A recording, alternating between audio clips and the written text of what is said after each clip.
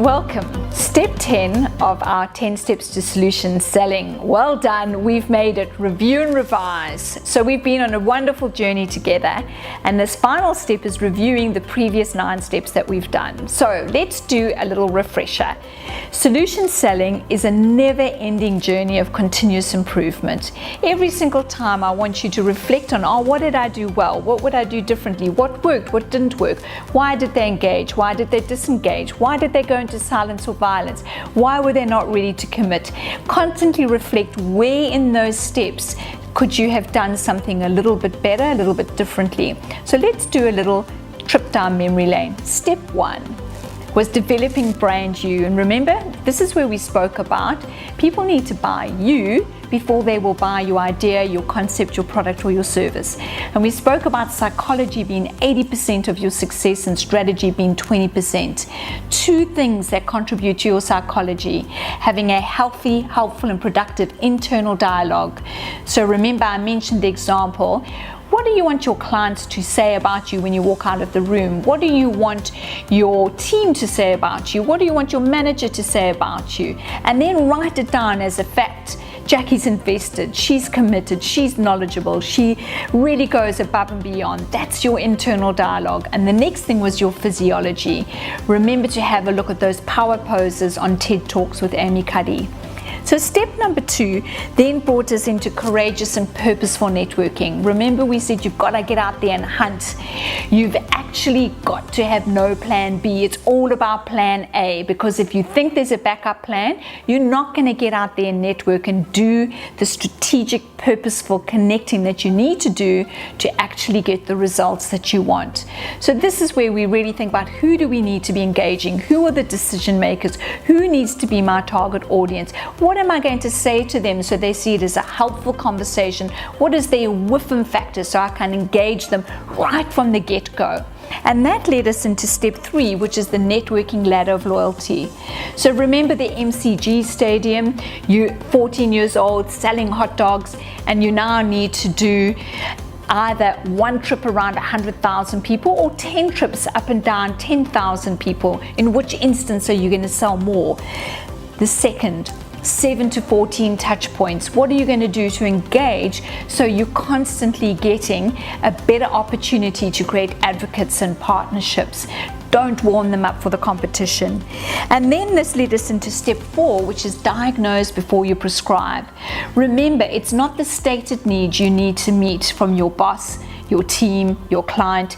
It's the unstated needs, it's the real needs, the secret needs, the delight needs that you need to be getting above the waterline by asking the right questions. So this then led into step 5, which was getting those hidden needs to really ascertain what are the hidden needs of your target audience. Remember, do they have a high need for status, for certainty, for autonomy, for relatedness or fairness? And have I met those needs throughout my engagement with them? Because if I haven't, and I've triggered a threat response, you're going to see silence or violence above the waterline. So we really need to be thinking, how do I meet those needs so this conversation is helpful, not harmful? That led us into step number 6, which was questioning and listening. I need to ask the right questions to get those needs above the waterline. Remember the open questions. Remember the little tip around TED. Tell me more about that. Explain that situation to me. Describe the background. And then very importantly, we need to paraphrase what we've heard and understood with our 3-step paraphrase technique. So what you're telling me, a summary of what you've heard, and then that final question, which is so important. Is that correct? Is there anything I've missed out? Is there anything else I need to know, which would elicit a whole lot more information? And that gives you a beautiful platform then to go into step 7, which is specific solution selling, where you take everything you've just paraphrased and say, right, this is what you've told me, this is what I've heard, I have the perfect solution for you. So you don't have to go into a pitch fest, you don't have to go into USP diarrhea, you just actually have to tell them you've got the perfect solution for them based on the needs that you've just uncovered. And that would then segue us into step number 8, which is reframing objections as opportunities and not threats. So remember, even if you've got the perfect solution, you're going to have people with objections. And it's really important that you see that objection as simply a request for more information and not as a huge big roadblock, because it's going to affect your nonverbals if you see it as a threat and not an opportunity. And this is where we use our 4-step objection handling process. Validate, don't follow with the but, however, unfortunately. Clarify by asking a question to get that hidden need from underneath the waterline, give them the relevant information, and segue straight into getting a commitment to the next step. And that then leads us into step 9, which is closing with confidence. And this is where we need to revisit that internal dialogue. We really need to close with the assumption that a decision has been made, because all you want to do is help them make an informed decision.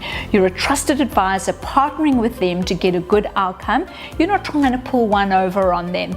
And this is where you can ask those tension questions. If you don't make a decision, what are the consequences of delaying the decision? What options do you have if you don't go in this direction?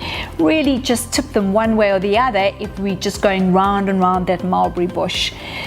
I'm really confident that if you put these steps into place, you're going to get more win-win outcomes. And not only that, you're going to be more confident and you're going to enjoy it more. So I've really enjoyed this journey with you. And until next time we meet, be bold, be curious.